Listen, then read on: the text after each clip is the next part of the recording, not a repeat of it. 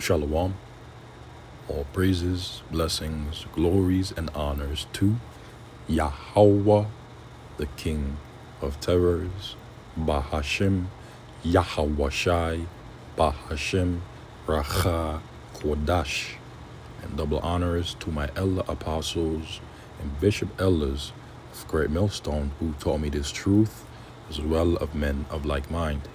Shalom wa chasad, which means peace and mercy to the elect of the nation of Israel, who may you so-called Negroes, Latinos, Native American Indians, and Israelite foreigners of the seed line of our forefathers, Abraham, Isaac, and Jacob, whom are scattered here in America, which is Babylon the Great, and abroad. To you I say Shalom, beginning with the 144,000 prophets, and Yahweh, the King of Terrors, Bahashim, Yahawashai, willing. This lesson is edifying. My name is Quanawath, and this is the book of Job, chapter 20, verse 4. Knowest thou not this of old, since man was placed upon earth, that the triumphing of the wicked is short, and the joy of the hypocrite but for a moment? And so, the triumphing, from the word triumph, which from the Merriams means a victory or conquest by or as if by military force, a notable success, the joy or exaltation or victory or success, a ceremony attending the entering of Rome by a general who had won a decisive victory over a foreign enemy. Compare ovation, sense 2. And so the triumphing, the notable success, the joy or exhilaration or victory or success of the wicked is short, and the joy which comes from his triumphing, his power, his rulership of the earth, of the hypocrite, for he is a false pretender, an actor, as it is written, and if he doeth good, he doeth it unwillingly, and at the last he will declare his wickedness, among many other scriptures, but for a moment. And so the wicked, according to the book of Malachi, chapter 1, verse 4, who is Esau, Edom, is running out of tomorrows. Though his excellency mount up to the heavens through his space force, satellites, and his head which unto the clouds, yet he shall perish forever like his own dung. For he is the basis of men. They which have seen him shall say, where is he? He shall fly away as a dream, and shall not be found, because according to biblical prophecy, after the Edomites have served 1,000 years of hardcore bondage, as subject to the sons and daughters of the nation of Israel, beginning with the elect of the nation of Israel in the Lord's kingdom, they will, pursuant to the book of Obadiah, be exterminated. Therefore they shall fly away as a dream, and shall not be found. Yea, he shall be chased away. I chase the devil as a vision of the night. The eye also which saw him shall see him no more. neither shall his place any more be holy. And so the wicked is running out of tomorrows. In fact, what does running out of tomorrows mean? Let's take a look. ChatGPT, what does running out of tomorrows mean? Which inspired this lesson through the spirit and power of Yahweh, the King of Terrors, Bahashem, Yahawashai, Bahashem, Racha, Kodash. Running out of tomorrows is an idiomatic expression but the finite nature of time, usually referring to a person's life. At its core, the phrase treats tomorrows as a metaphor for future opportunities or remaining days. The logic is simple. Every day lived removes one potential tomorrow from the total number a person will ever have. And when we use this in a spiritual sense, especially regarding biblical prophecy, the Edomites are running out of tomorrows. Their days of rulership are coming to an end. As it is written, Esau is the end of the world. He is the end of this current uninterrupted age in which he rules. It's Eon, as some others would say, Aeon.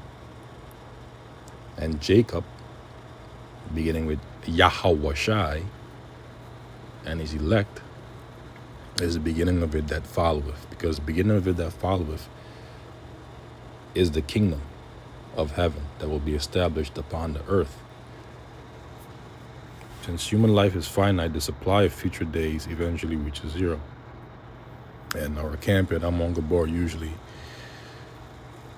says that we are another day closer to the kingdom, because the wicked is running out of tomorrows.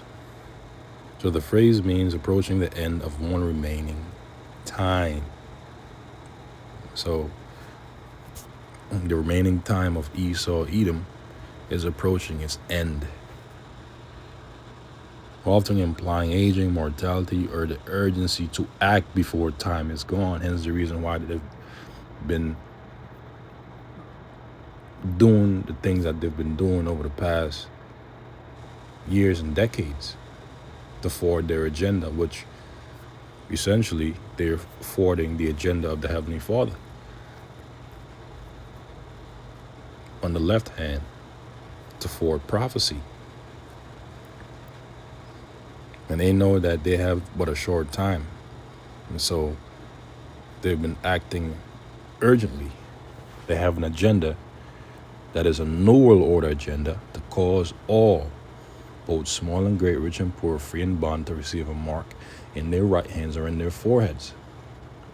And that no man might buy or sell save he that had the mark, or the name of the beast, or the number of his name. And that mark is the RFID microchip, also known as the NFC chip implant in Europe, also known as the biochip implant. The word bio means living or alive. Also known as a brain chip implant, i.e. Elon Musk's Neuralink. That is the chief agenda of the wicked, which he has been urgently acting towards, because he knows that his time is coming to its end. He is running out of tomorrows. Typical meanings depending on context. Approaching death or old age. Someone has fewer days left to live. Limited time to do something meaningful. It stresses urgency. Don't delay important actions.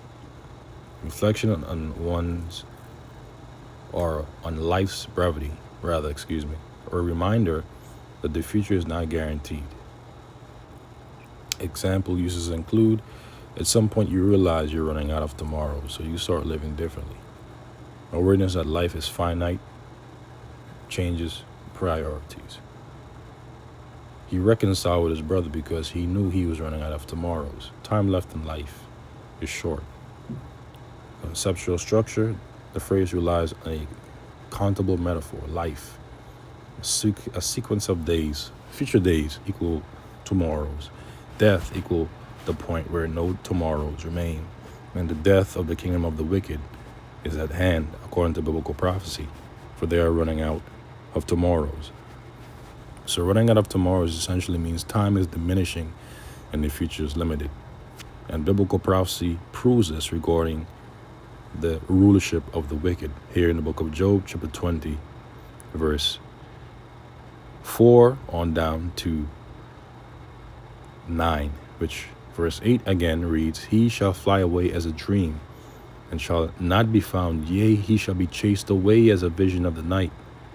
The eye also which saw him shall see him no more, neither shall his place any more behold him, because his place will be utterly destroyed, according to biblical prophecy, by thermonuclear fire. Let's read that in closing. Isaiah chapter 13, verse 17. Verse 19. And Babylon, which is here in America, Babylon the Great, the glory of kingdoms, because America is the glory of kingdoms. The beauty of the Chaldees' excellency. The ancient Chaldeans were witches and warlocks, wizards, soothsayers. And according to Isaiah 47, these Edomites, beginning with their wealthy elite banking families, including their Rothschilds, their Gettys, their DuPonts, their Lees, their McDonald's, their Rockefellers, so on and so forth, or the modern-day Chaldeans. Okay, the modern-day witches and warlocks. And so the beauty of the Chaldees' excellency, which is here in America, Babylon the Great, shall be as when Yahweh, the King of terrors, Bahashem Yahweh Shai, overthrew Sodom and Gomorrah, pursuant to Genesis 19 and 20. It shall never be inhabited, neither shall it be dwelt in from generation to generation, neither shall the Arabian pitch tent there, neither shall the shepherds make their fold there. The wild beasts of the desert shall lie there, because it will become a desert. And their houses shall be full of doleful creatures, and owls shall dance there, and satyrs shall dance there. Owls shall dwell there, and satyrs shall dance there. And the wild beasts of the islands shall cry in their desolate houses, and dragons in their pleasant palaces. And her time is near to come. You see? There goes time again. She's running out of tomorrows. Her time is near to come, and her days shall not be prolonged, because they are limited. And so with that, I'll conclude this lesson. In fact, the Spirit's telling me to get this particular precept before I close. This is the book of Baruch, chapter 4, verse 35. 33. For as she rejoiced at thy ruin, the ruin of the tribes, and was glad of thy fall, so shall she be grieved for her own desolation. I will take away the rejoicing, of her multitude, of her great multitude, and her pride shall be turned into mourning. These Edomites are full of hubris. A fire shall come upon her from the everlasting, long to endure, and she shall be inhabited of devils for a great time. So with that, I conclude this lesson. Lord's willing, it has been edifying to the elect of the nation of Israel, and I catch your brothers and few sisters, Lord's willing, in the next lesson. The wicked is running out of tomorrows.